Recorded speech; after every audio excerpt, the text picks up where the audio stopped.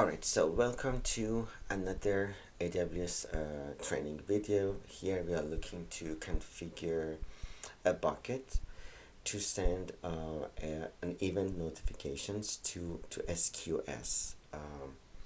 So here we are looking to see how it works, and then I have another one which is about Lambda SNS. On the other video we try to work with Lambda and SNS, so you have a feeling of how SNS works.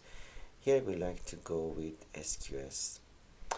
So let's create a bucket. First we are looking at the general purpose bucket, and for sure there should be a unique name, globally unique name here.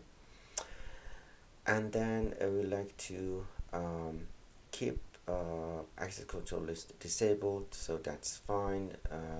Public access are blocked. We don't need any public public access, and we can go with creating our bucket. So this is our bucket, and now we need to go to SQS. So standard SQS, put a name for that, my queue maybe, whatever. So we leave most of these configurations as default, and then it's a basic, so access policy is a basic one, and we later come back to see if there is any need to change, right? So one point is for SQ, because SQS should have access or permission to receive events notification from S3, so we should have a correct access policy. So let's see how can we generate maybe a policy for our SQS. So this is AWS policy generator, and this is for SQS. We are going to say allow maybe for any principal, right? All principals, and then this is on SQS, so service is SQS, and now we are looking to say actions, and the action is we like to accept, or we like to actually be able to send messages from S3 to SQS. So for the ARN, we are looking to copy the SQS ARN here, and then the policy will be complete. Now let's paste add the statement and generate policy. Okay, so this is the one that we need, right? So let's copy this one,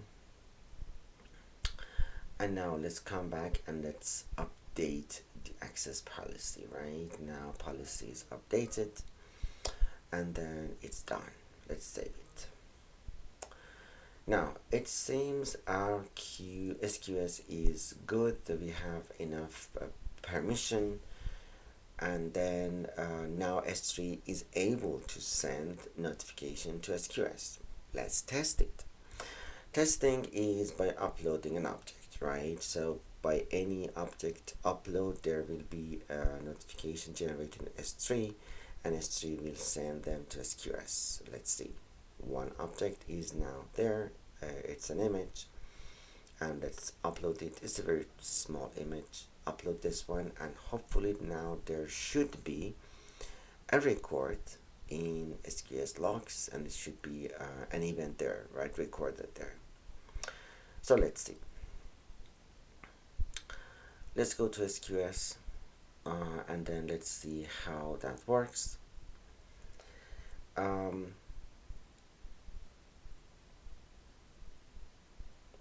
so let's go to SQS.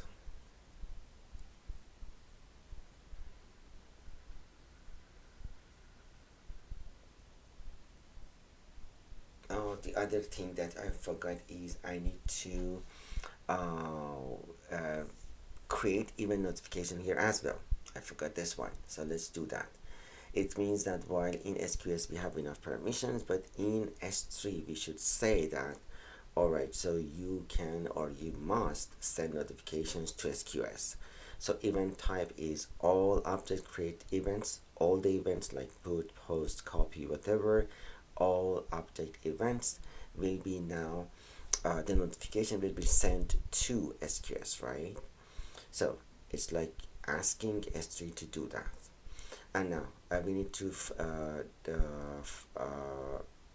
we need to say which destination. This is SQS. We can go with lambda function or SNS topic, and we have another video on lambda function. This is our SQS, and now saved. So now S3 knows how to send notification to SQS. SQS has enough permission to receive those notifications. So everything seems is okay, right? And we can now be able to see the events notifications in our SQS, hopefully. Let's go to SQS, and then there's a place send and reset messages. Let's see, let's poll for the messages, and yes, there is one message here, and hopefully we'll see. These are the details, right? These are the details. This is kind of very fundamental ones, like from the beginning is like maybe testing purposes, and the bucket now has access to SQS notifications. Let's add more objects to S3 bucket, and then let's see how this works. So because we have uploaded the object before that S3 notification enablement, then it's not, that notification is not for the object's upload. Now this time I have one upload the image after setting S3 notifications to SQS. So let's see. Let's go to it takes a couple of time. Actually, it's not that much quick. Maybe sometimes you know, this polling process takes little time, but let's wait for that. Let's wait for that to make it finished, and then we come back to see how that notification, or how that event notification is received in SQS.